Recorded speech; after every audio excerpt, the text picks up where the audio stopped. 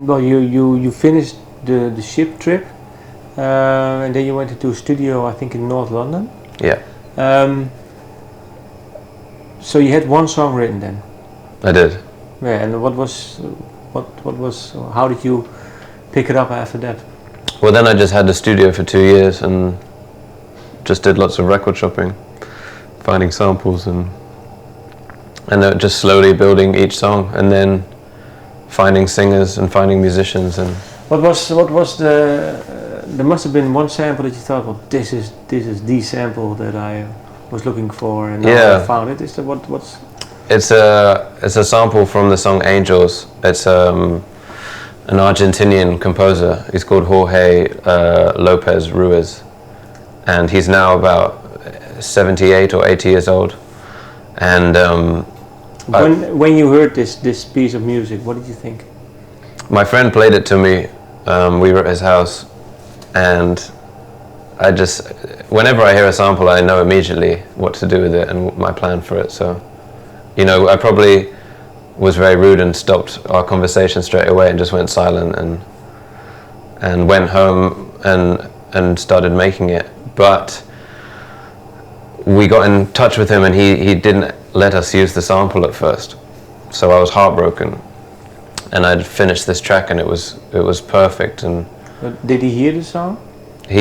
I'm not sure. He said that he doesn't do it full stop. So it sounded like it was an issue of principle. So I was so desperate, I wrote him a letter and got my friend, who was Spanish, to translate it for me into Spanish. And we sent it to Argentina. And I said, you know, I'm not just taking your music to try and make, you know, a buck. I'm a huge fan of you. I've gone and bought all your records. I'm in love with your music, and I want to share it with, you know, a different generation of people. And he said yes. So. Did he say yes, or did he write you a letter back or an email or? He wrote back. He wrote an email. Okay. And yeah, it was just like the happiest email I've ever received. He said, I may have acted, you know, I wasn't.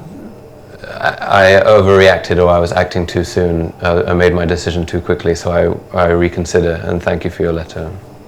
Any chance you might go to Argentina and maybe meet him when you play? I'd love to, yeah. I'd love to go and play with him. He's still a great bass player, so that's a little dream of mine. Okay.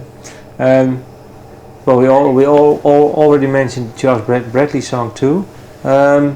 When you picked the artists, did you pick more artists, or are these the artists that you actually wanted to have?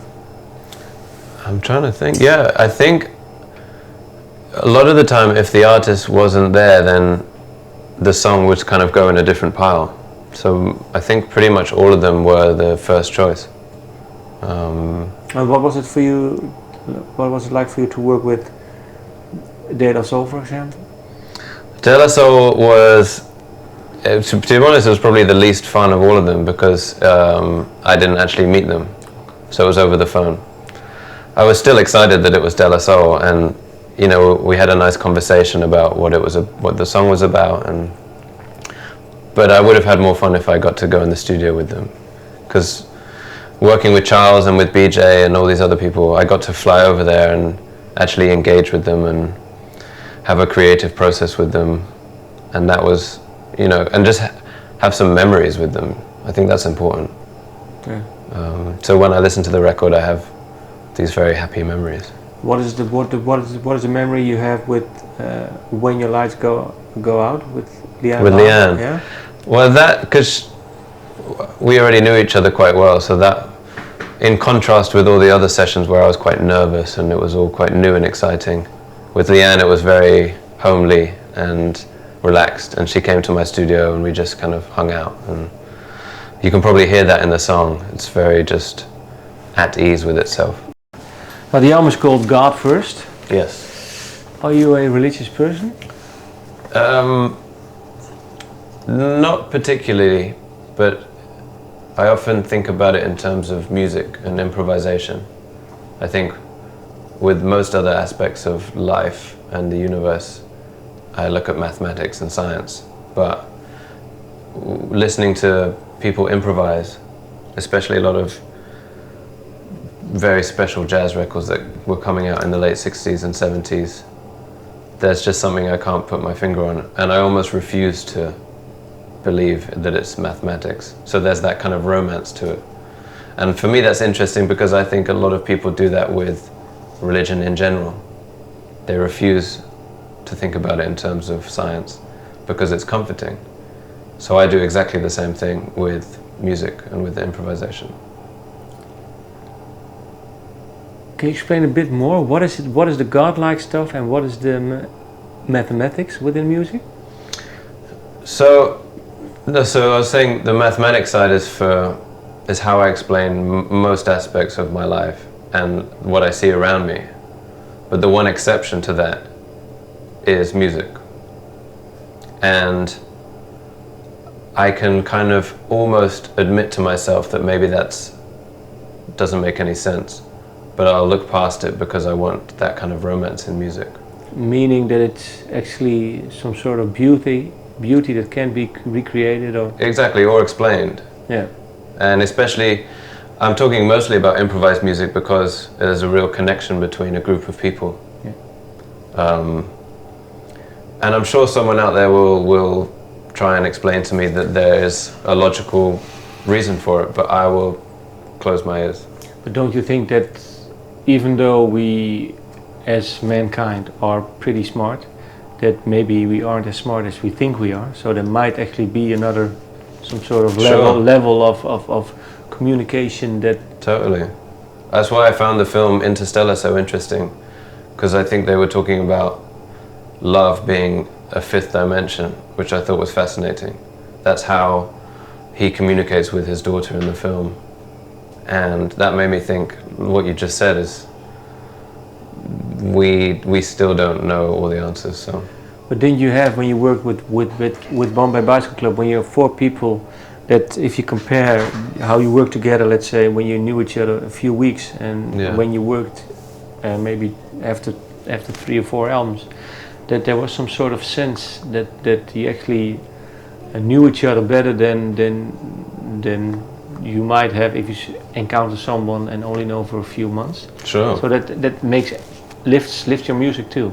Totally. And I'm seeing it with this new band even more because we've only just met, this year, and we've only played maybe 10 shows, but there's a real closeness that we feel now, and it's happened so quickly, and it's because of us playing together every night and improvising a lot.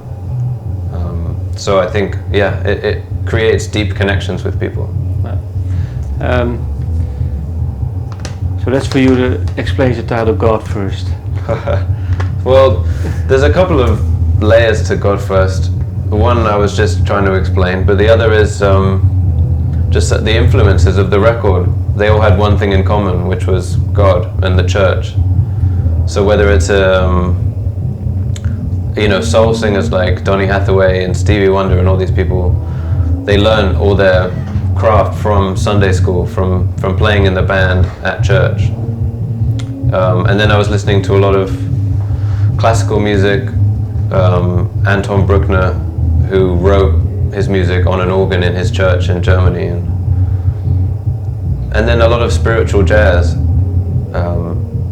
which I became obsessed with, very modal, very extended, improvised pieces. So all of that just kind of fit together. And then I walked past this barber shop that's called God First, and it's in London, and I loved the typography, so I just stole it. Why is a barbershop called God First, do you know? It's a Afro-Caribbean barbershop, so I think they're fairly religious people. So let me rephrase the question again. So do you believe there is some sort of religion? And God, I mean? I think I'm still haven't lived long enough to make my decision, and to put it onto a recording such as an interview would make me upset when I'm older. And I know that's just getting out of the question, but I have to answer that question when I'm on my deathbed, I think. Yeah? What sort of experience do you think you need? I think you just need a whole spectrum of experiences, and I feel like a lot of my life up to now has been just one side of things. Which is? It's very light and positive and fortunate, privileged. So now you're saying that actually you need some more. I don't think it's been very balanced, yeah. So it would be quite a skewed sort of perception of things. But I can imagine that you would want your life to be this way all the time, or? I would, yeah, of course. Okay, yeah. But I just, I'm conscious enough to know that it's not, I don't think it can give me the answer to that question. Does that make sense? Yeah. Because, like John Lennon said, God is a concept by which we measure our pain. There we go. So you still need pain. Last question: did you talk? Did the other people of Bombay Bicycle Club, did they hear this album? Yeah. What did they say? They heard it while I was making it. They would always come around and help me, because we've built up such a level of trust to be really honest with each other about music. So they'll be the people to tell me that it's terrible, whereas my friends and family will say, "Oh, it's great, yeah, really good." So you need to have those people in your life who will be completely honest with you. What did they say to you? They really like it, but they heard some of the stuff that didn't go on the album, which they obviously thought was not as good. Were they in any part maybe a bit jealous, or? I don't think so. I mean, I haven't asked them, but I truly think that everyone is enjoying having just a new sense of like excitement in their life, and where they can do whatever they want, because we hadn't had that in a long time. Okay, so thank you for your time. No worries. Thank you.